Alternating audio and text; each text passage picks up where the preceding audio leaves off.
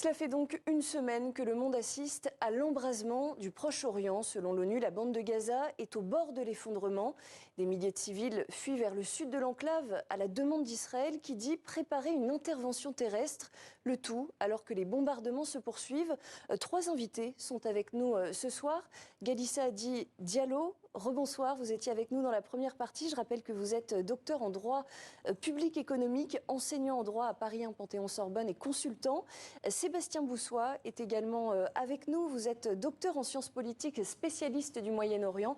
Et nous accueillons sur ce plateau Walid Aboudipa. Vous êtes palestinien, professeur de français à Gaza. Vous présidez l'association éducative Tabassam. Vous êtes actuellement en France pour poursuivre vos études en français, mais vos proches sont évidemment à Gaza. C'est avec vous que je vais commencer, Walid. D'abord, quand vous voyez toutes ces images des civils fuyant la bande de Gaza, fuyant à l'intérieur de la bande de Gaza vers le sud, qu'est-ce que vous ressentez ? En fait, je suis tellement déçu des images choquantes et les génocides qu'on peut voir sur les réseaux sociaux, sur les chaînes télévisées et devant les yeux du monde entier. Et ça fait vraiment mal au cœur parce que je sais très bien ce que c'est les bombardements. J'ai vécu toute ma vie à Gaza. Je sais très bien ça veut dire quoi les bombardements, de vivre la nuit sans électricité, sans de l'eau, sans la connexion de l'Internet, sans rien. Et tu entends que les voix de bombardement. Et bien sûr, j'ai des sentiments que je ne peux pas m'exprimer en fait parce que je ne dors même pas la nuit parce que mes pensées toujours avec ma famille qui sont actuellement à Gaza et depuis hier, j'ai pas de contact. Et ça fait mal au cœur de voir les enfants, on parle là des enfants, des victimes non armées, des femmes qui sont en train d'être bombardées brutalement par des armes, des armes en fait de destruction massive.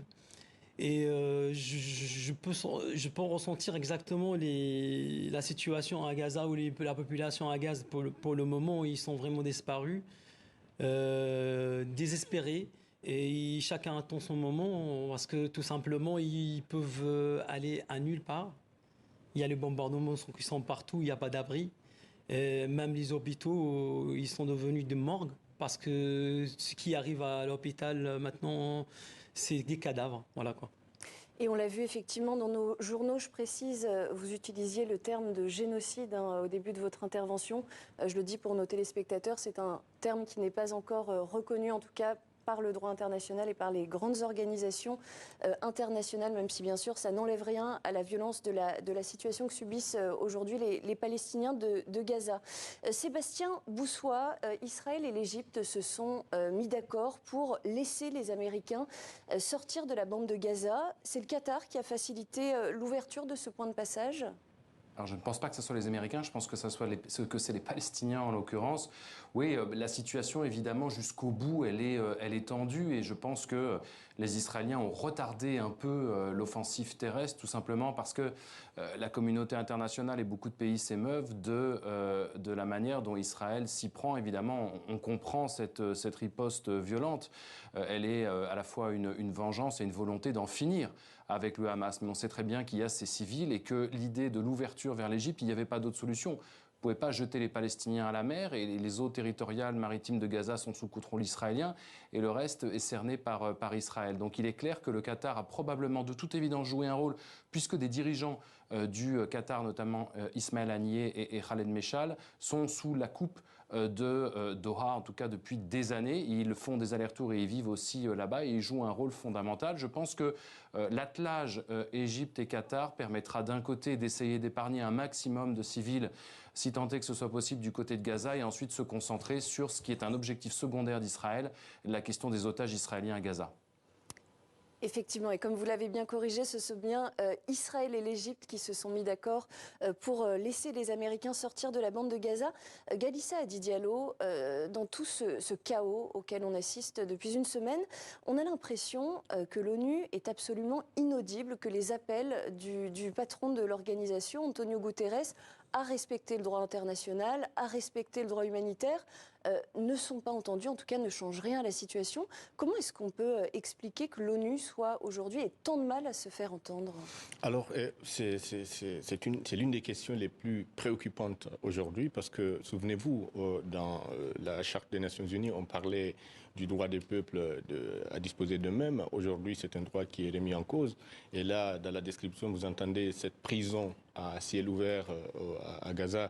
Ça pose des questions, mais le secrétaire général des Nations Unies, il s'exprime, mais personne ne l'écoute. Donc c'est une question qui se pose à la fois aussi bien vis-à-vis de notre humanité, en fait, d'un point de vue humain, mais également d'un point de vue modernité.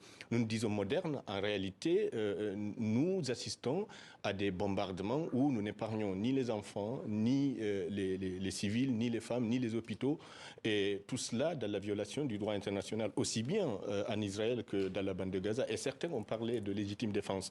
Et dans la légitime défense, généralement, on pose la question de la proportionnalité. Et quand on regarde ce qui se passe, on se demande est-ce que réellement il y a une proportionnalité. Je vais terminer par un point par rapport aux Nations Unies. On est un peu à l'image de ce qui était devenu la Société des Nations après la Première Guerre mondiale. Et j'espère qu'on va rebondir en passant notamment par des réformes du Conseil de sécurité qui ne s'est même pas exprimé aujourd'hui par rapport à ce qui se passe dans la bande de Gaza parce que justement, ils n'arrivent pas à tomber d'accord. Donc c'est une question préoccupante et j'espère qu'elle sera résolue de telle sorte que les Nations Unies soient encore une fois audibles. Walid Aboudipa, c'est vrai que cette situation, aujourd'hui, elle interroge presque notre humanité profonde, hein, parce que c'est de ça qu'il est question. Comment, dans les territoires palestiniens, les attaques menées par le Hamas sur le sol israélien sont-elles perçues? Comment ces images de civils, par exemple, en train de faire la fête dans un festival en Israël, qui se font tuer, comment sont-elles perçues par les Palestiniens? Premièrement, j'ai envie juste de commenter par rapport à notre collègue là. Il a parlé d'une prison à ciel ouvert. Mais par rapport à nous, les Palestiniens, on refuse même d'utiliser ce terme parce que quand vous êtes en prison, vous avez le droit d'être visité, vous avez l'eau, vous avez l'électricité et tout. Mais moi et tous les Palestiniens ont dit ça, c'est un camp de concentration.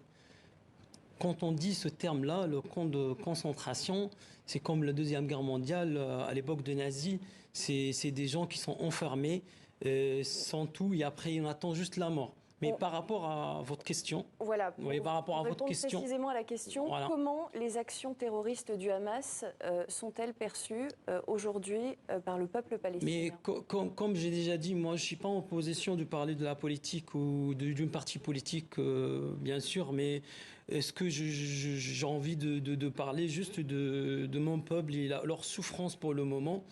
Et parce que si vous voulez, les victimes des victimes civiles de deux côtés, on n'est pas d'accord, bien sûr. Je suis vraiment désolé pour les victimes civiles de deux côtés, mais ce que je vois maintenant, les seules victimes sont mon peuple palestinien à Gaza, et la majorité c'est des enfants. Il y a plus de 600 enfants et jusqu'à maintenant ça continue. Il y a plus de 2200 Palestiniens qui ont été massacrés brutalement par les armes interdites internationales comme le phosphore blanc qu'ils utilisent tout le temps sur la bande de Gaza. Effectivement, il y a un rapport de Human Rights Watch qui confirme que l'armée israélienne a utilisé du phosphore blanc contre les populations civiles de Gaza et également dans le sud du Liban. Voilà quoi. Bon, ce que j'ai envie de dire que on n'est pas concerné en fait de tuer. Je parle de la situation de Gaza ou par rapport aux les dernières actions. Ils sont pas concernés de massacrer des civils parce que ça sert à rien pour la cause palestinienne. Voilà. Ce que vous me disiez, Walid, avant cette émission, c'est qu'effectivement, vous vouliez apporter un témoignage en tant que civil qui aspire, vous me disiez, à vivre dans la paix et la sécurité. Voilà. Sébastien Boussois, l'Arabie Saoudite a décidé de suspendre toutes les discussions sur une possible normalisation avec Israël. C'est une décision qui était inévitable pour l'Arabie Saoudite. Qu'est-ce que ça traduit finalement? Est-ce que l'Arabie Saoudite peut chercher à se positionner en médiatrice? Écoutez, je pense qu'à l'heure actuelle, la priorité, malheureusement, aux événements qui se sont passés et ce qui va se passer ensuite, et la question de l'offensive terrestre, la question des processus de normalisation d'Israël avec un certain nombre de pays arabes, que ce soit dans le cadre des accords d'Abraham ou par la suite, à mon avis, viennent au second plan. Si en tout cas l'objectif du Hamas, et s'il était téléguidé par l'Iran, on en attend les preuves évidentes, au-delà du financement, l'objectif évoqué à un moment était effectivement de mettre court au processus de normalisation entre Israël et l'Arabie saoudite. Malgré la réconciliation de façade entre l'Iran et l'Arabie saoudite, l'Iran voyait d'un très mauvais œil le fait que l'Arabie saoudite puisse se rapprocher d'Israël.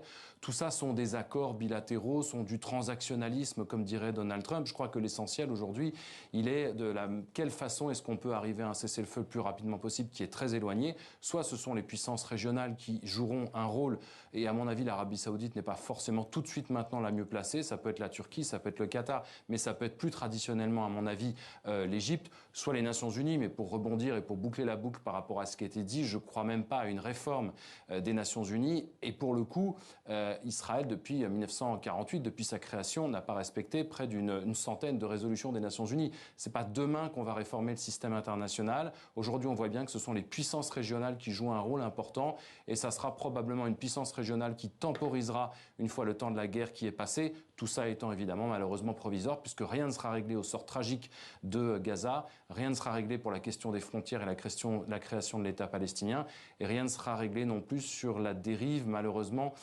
inéluctable du paysage politique israélien, de plus en plus à l'ultra-droite, de plus en plus nationaliste et religieux, et rien ne sera réglé enfin sur la question du retour d'une forme de modération du côté des Palestiniens, en l'occurrence cette fameuse inautorité palestinienne qui est dans un naufrage depuis maintenant une quinzaine d'années. Et qu'on a effectivement évoqué à plusieurs reprises sur ce plateau. En tout cas, le monde regarde ce qu'il se passe aujourd'hui dans la bande de Gaza, le continent africain notamment. Galissa a dit Diallo, l'Afrique semble aujourd'hui assez divisée sur la question. Il y a des États qui ont immédiatement manifesté leur soutien à Israël, d'autres qui se sont immédiatement rangés derrière le peuple palestinien. Selon vous, les choix des gouvernements africains sont-ils représentatifs de ce que pensent les populations? Alors, c'est toute la difficulté de la question, parce qu'il y a aussi des États qui ne se sont pas exprimés pour ne pas être en contradiction avec la population. Je pense qu'il faut rappeler quelque chose qui est très important par rapport à la position africaine. En 1947, aucun État africain, en dehors du Libéria, n'était indépendant pour se prononcer par rapport à cette guerre israélo-palestinienne. Ils ont souscrit à l'accord, ou en tout cas à la résolution 181 des Nations Unies consistant à mettre en place 2 États souverains et respectueux des frontières internationales. Et donc, quand en 1967, il y a eu la guerre entre les Arabes et l'Israël, et que Israël l'a remporté en justement passant par la colonisation notamment, tous les pays africains, quasiment tous, se sont rangés derrière la Palestine.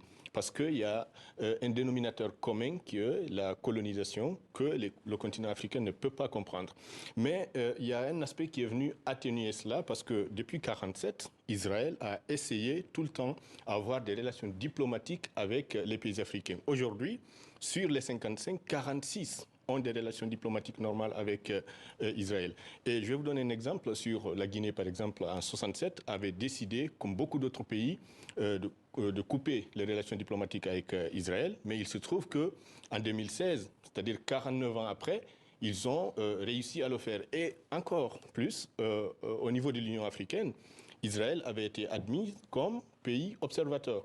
Même si on a eu un incident récemment qui a fait qu'on a expulsé la représentante d'Israël. Mais c'est pour vous dire l'impact. Mais il y a aussi une question des rapports économiques, militaires. Mais peut-être qu'on n'aura pas trop le temps de revenir et de développer ces questions-là. On aura tout le temps de développer ça lors de prochaines émissions. Merci beaucoup à tous les trois d'avoir été en direct sur le plateau de TV5 Monde. Merci beaucoup Walid Aboudipa d'être venu témoigner.